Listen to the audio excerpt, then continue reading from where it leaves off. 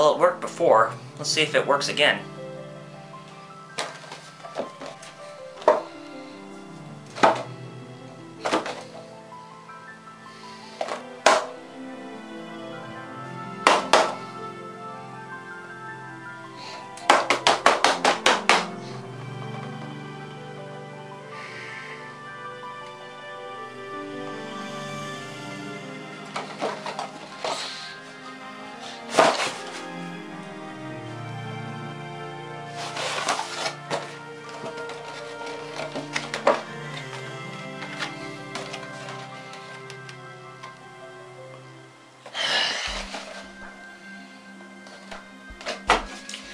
Still too early, I suppose.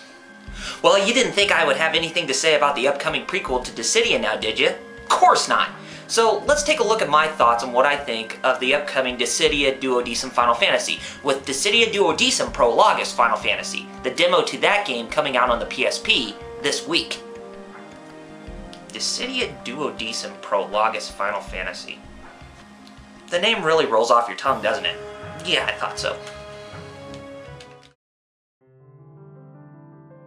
Dissidia Duodecim Prologus Final Fantasy is the demo to the upcoming prequel to what I consider the best fighting game for the PSP in 2009.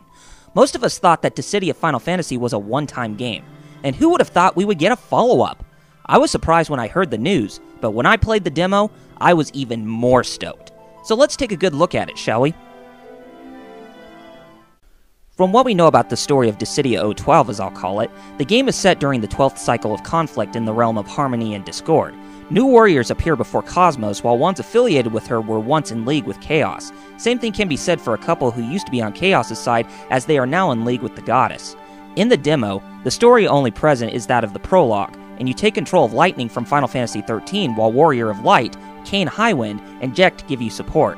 Lightning questions her resolve as to why she is fighting in a war she has no part in, and she must know what is to come of the upcoming battles. Being arrogant as she ever is for her personality, she eventually grows fond of her comrades, and has more favorable impressions of them. Your guess is as good as mine, as we are about to see why the new warriors did not appear in the 13th and final conflict that the first Dissidia was based on, in setting. We'll just have to wait and see in the main game now, won't we? As you would have guessed, Dissidia 012 Final Fantasy is another fighting game made by Square Enix where you fight opponents in a huge open stage with emphasis on Power Stone and Dragon Ball Z combat. I know, right? You play as the Warriors of Cosmos or the Warriors of Chaos, as you must defeat your opponents in battle to move on to the next one. That's what goes down in arcade mode, but in the story mode, you defeat opponents and move forward in linear progression to make it one step closer to reaching the final climax of the story. By playing the story, you take control over Lightning, but in the arcade mode, you take control of Lightning, Kain, Warrior of Light, Jecht, Garland, Kefka, or Sephiroth. Your goal in each fight is to gain bravery points and use those to inflict damage to your opponent's HP before they deplete yours. As you gain newer levels, the difficulty will prove to be more unforgiving and cheap at times.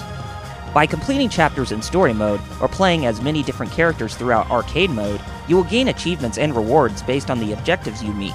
You can even transfer the data to the main game to have showed you already made progress. You have the options menu where you can change the settings of the game like the subtitles, combat styles, camera controls, and so on. As far as the demo goes, that's all there is to it. You do gain Destiny points and PP currency in the main game to unlock content, but there isn't a lot to do with the demo as it's pretty short. If you are familiar with the gameplay in Dissidia Final Fantasy, then you aren't missing out on a whole lot. You attack your enemies to gain BP and deplete their HP, you run up walls, dash toward your opponents, guard, dodge, jump, and use your X mode to commence X bursts. But there are two new features to the gameplay. Those features are assist characters and the RPG mode combat style. The assist characters will come in and assist you in gaining BP and depleting an opponent's HP, but will be locked away from being called upon for a short time if they are damaged.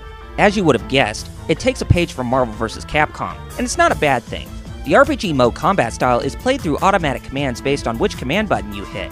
Whether if it is to move, use bravery and HP attacks, guard, or to call upon assist characters, the game automatically does it for you. You could think of this feature as adding in the traditional Final Fantasy RPG gameplay service into a fighting game, and it is great for those who are beginners or for those who are not affiliated with action games in general.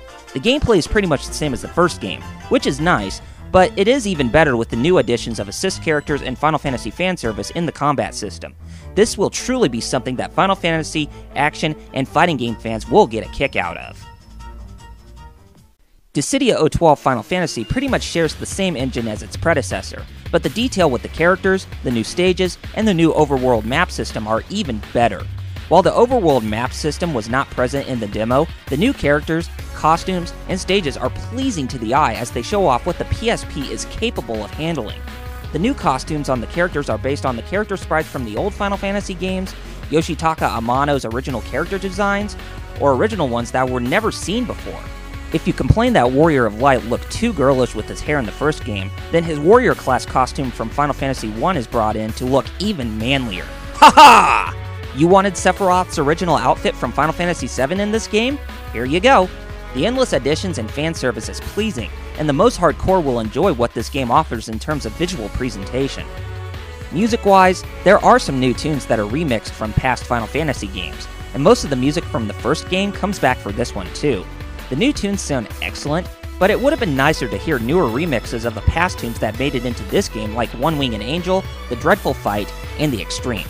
Takeharu Ishimoto comes back as the main composer for the prequel, but there is no excuse to recycle the same music from the past game into this one. There's no excuse. So it's above average at best, if you were to take account of it being favorable because the music is still great. The sound effects from the past game are in this one too, but with some newer ones as well, so they're okay. The only voices we hear in the demo are Ali Hillis as Lightning, Liam O'Brien as Kain, Grant George as Warrior of Light, Greg Berger as Jecht, Christopher Sabat as Garland, Dave Wittenberg as Kefka, and George Newbern as Sephiroth, based on the characters you play as. Most of the others who voiced their characters in the first Dissidia come back for this one too. They do sound great for their characters, and they aren't that big of a pain to listen to as most people think. Again, these are just haters who can't even appreciate English voiceovers, so they aren't that important. If this demo gives you an idea with the sound, then the main game is going to sound great based on what we heard of. By viewing the demo, Dissidia 012 Final Fantasy is shaping up to be another great entry in the spin-off franchise of the main Final Fantasy brand. The newer additions like the gameplay mechanics, stages, DLC, and characters will only add more replay value to the actual experience, as this game will make PSP owners proud of owning the system again.